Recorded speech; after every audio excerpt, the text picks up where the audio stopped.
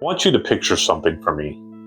You're standing in the driveway of a house you used to call home. The life you spent years building, the routines, the mornings, the inside jokes, the person who knew exactly how you take your coffee is gone. And you're standing there holding the weight of it, wondering how something this heavy doesn't just crush you where you stand. Maybe you've driven past that old neighborhood just to feel something familiar. Maybe you've reached for your phone to call someone who isn't yours to call anymore. Maybe you've walked into a silence where there used to be noise, little feet running to the door, a voice asking you how your day was, a life that made the hard days feel survivable. I've been there, not in theory, not as an observer. I spent 14 years building a life, and I watched it evaporate faster than I thought anything real could. And when it ended, when the papers were signed, the house was quiet, and the calendar had nothing left on it that belonged to us anymore, nobody handed me a map. Nobody sat me down and told me what was actually coming, what I was actually going to feel, what it was actually going to take, how long it was actually going to last. So I had to figure it out alone. And what I found on the other side of that, the truths I wish someone had told me on the very first day, that's what this video is about. There are 6 of them. And if you're in the middle of this right now, if the wound is still fresh or you're years in and still carrying it, I need you to stay with me, because what I'm about to tell you changed everything for me, and it might do the same for you. Let's start with the one nobody wants to say out loud. Everyone around you is going to tell you to stay strong, to keep moving, to focus on the future, to not let it break you. And they mean well, every single one of them. But here's what they're not saying. The pain you feel right now is not a sign that something is wrong with you. It's a sign that something was real. You didn't just lose a relationship, you lost a version of your mornings, a version of your evenings, a version of who you thought you were and where you thought you were going. When something that real ends, the pain matches what it was worth. Think about that. The size of your pain is just proof of the size of what you built. Don't let anyone minimize either one. And don't let anyone, including yourself, rush you past it. Because here's what I learned the hard way. Grief that gets buried doesn't disappear. It waits. It waits until you're in a new relationship and wondering why you can't fully show up. It waits until you're finally doing well and then hits you in the middle of a Tuesday for no reason you can explain. It waits until it gets what it needs, which is you, your attention, your honesty, your willingness to sit with it long enough to let it move through you. The only way out of this pain is through it, not around it, not above it, not busy enough to forget it, through it. That's not weakness. That's the most courageous thing you will ever do. But there's something else no one tells you about this pain. Something that's going to test you in a way you didn't expect. Most people don't grieve their divorce. They bury it. They throw themselves into work until exhaustion replaces feeling. They jump into the next relationship before the last one has finished teaching them. They perform strength they don't have yet for an audience that isn't even watching. I did all 3, and every single time the grief was still there waiting when the distraction ran out. Here's the truth. You cannot shortcut your way through a loss this size. You have to own it, not perform it, not wallow in it endlessly. Own it. Name what you lost. Say it out loud if you have to. The mornings, the partnership, the future you thought you were building, the version of yourself that existed inside that relationship. Grieve all of it. Because what you don't grieve, you carry. And what you carry shows up in every room you walk into, in how you love, in how you trust, and how close you let people get before you start looking for the exit. You deserve better than that. The people who will love you next deserve better than that. So grieve it. Take the time, take the months, take whatever it actually needs. Not what you think it should need, what it actually needs. And while you're doing that, I need to warn you about something that's going to happen around you that has nothing to do with you. When your marriage ends, your friendships will be tested. Some people will show up in ways that will move you to tears. And some people you thought were permanent, will quietly disappear. Not with a fight, not with an explanation, just gone. I want you to understand something about those people. It's not about you. Divorce makes people uncomfortable because it reminds them that the life they have built could also come apart. And uncomfortable people find reasons to be somewhere else. Let them go. Not with anger, not with bitterness. Let them go the same way you are learning to let everything go right now, with the understanding that not everything is meant to be permanent. Here's what divorce does if you let it. It strips away everything that was only ever circumstantial. The friends who were there because of the couple, the family connections that were maintained by proximity, the relationships that existed inside the life rather than around the person. What's left after all of that falls away. That's real. Build on that. Because the people who stay when there's no social obligation to stay, they're showing you something true about who they are. Remember them. And remember this, the one person who will be there through every single stage of this, if you let them in, is you. Stop waiting for someone to rescue you from something only you can survive. The Calvary isn't coming, but you are more than enough. Now let's talk about what rebuilding actually looks like, because nobody tells you this part either.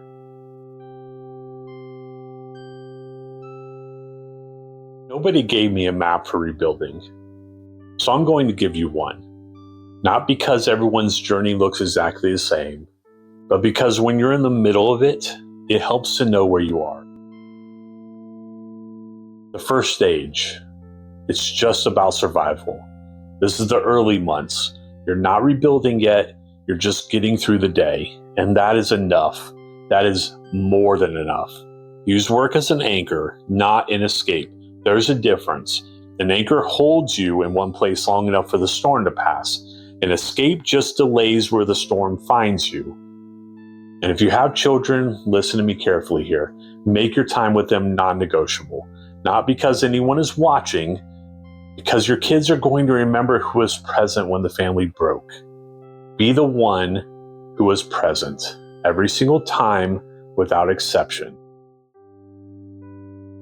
The second stage, you're coming to the surface. Somewhere in the middle months, you stop drowning. You're not swimming yet, but you're not going under either. This is where you ask yourself, what actually brings me joy? Not what numbs you, what brings you joy. Lean into that hard. Use your hands, use your mind, build something, write something, make memories that belong to who you are now, not who you used to be. And hear this, joy is not a reward for finishing your grief.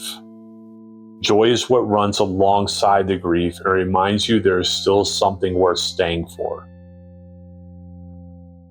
The third stage, where you lift yourself up. Your head comes above water. You start seeing what the world looks like now. Not the world you lost, the world that's actually around you. And the perspective starts to shift. This is where I leaned into my faith. Not because it was easy, because I needed something bigger than my pain. I asked for strength. For a long time, I asked for strength. And instead of feeling stronger, I felt more broken. I didn't understand that then. I understand it now. Sometimes the answer to a prayer for strength isn't comfort. It's a test, not to punish you, to prepare you, because you cannot carry what is coming next with the muscles you had before. They had to be broken down first. I had to see the bottom of the pit. I had to feel the depths of the ocean. And when I finally looked back up at the surface, I saw the beauty of everything that was still there. God doesn't build strong people in comfortable seasons. He builds them in the ones they barely survived. And finally, the fourth stage, you rebuild. This is where you stop surviving and start choosing. Choosing who you are now, choosing what you will and won't accept, choosing what you bring to the table, and are refusing to apologize for it. I don't play in relationships anymore. I know my worth. I know my boundaries. I know what I bring, not because I'm arrogant, because I did the work that most people run from. And I came out the other side knowing exactly who I am. Most people spend years trying to get back to who they were before everything fell apart. Listen to me. That's the wrong destination. The person who you are becoming on the other side of this pain, they couldn't have existed without it. I need to say something now that might be the hardest truth in this entire video. I don't regret my marriage. 14 years. We were young. Looking back, I was just a kid who thought he knew what love was. I didn't. But I wouldn't trade a single year of it. Not the good years, not the hard years, not the years I look back on and see things differently now.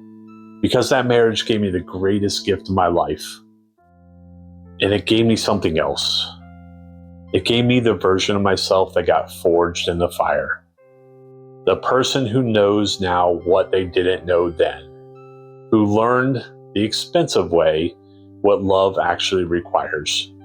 Who came out the other side with scars that became wisdom. You're sitting in that bitterness right now. I understand it. I lived it. But I want to offer you something that took me years to find. Gratitude. Not for the ending, for what the marriage was, for what it taught you, for what it produced. Because here's what bitterness actually is. It's grief that never found somewhere to go. So give it somewhere to go. Give it to gratitude. Not for the ending, for the evidence that you once loved something real enough to hurt this much when it was gone. That's capacity, the ability to love that deeply. Don't let the ending take that from you. It's one of the best things about you. Listen, if you're in the early days of this, if the wound is still fresh and the house is still quiet, you're still reaching for a life that isn't there anymore, I need you to hear something. Not as advice, not as motivation, as truth. From someone who has stood exactly where you're standing. You are not broken. You are being rebuilt. The pain you feel right now is not destroying you. It is stretching what is weak inside of you so you can carry what comes next. The silence you are sitting in is not emptiness. It is space. Space that is being made for something you cannot see yet. The life that fell apart was not the end of your story. It was the end of a chapter. And the chapter you're writing right now, the one where you get up every morning, even when you don't want to, the one where you show up for your kids, even when you're running on empty, the one where you're rebuilding yourself from the ground up with nothing but faith and will and a stubborn refusal to let this be where your story ends, that is the chapter worth reading. Give yourself time, more than you think you need. Give yourself patience, more than you would give anybody else. Own the pain. Don't run from it. Don't bury it. Don't perform strength you don't have yet. Let yourself grieve what was real. And then, when something in you shifts, not when the calendar says, but when you say, let yourself rebuild. Lean into what brings you joy. Make memories that belong to you and who you are now. Let the people who stay, stay. Let the people who leave, leave. And let yourself be the one person who shows up for you every single day without fail. Because here's what I know now that I couldn't see then. The person on the other side of this is someone worth becoming. They know their worth. They know their peace. They know what they will and will not accept. They don't chase. They don't beg. They don't shrink. They have been through the fire and they came out knowing exactly who they are. That person is in you right now. They're just being forged. Give them time. You can heal from this. I know, because I did too.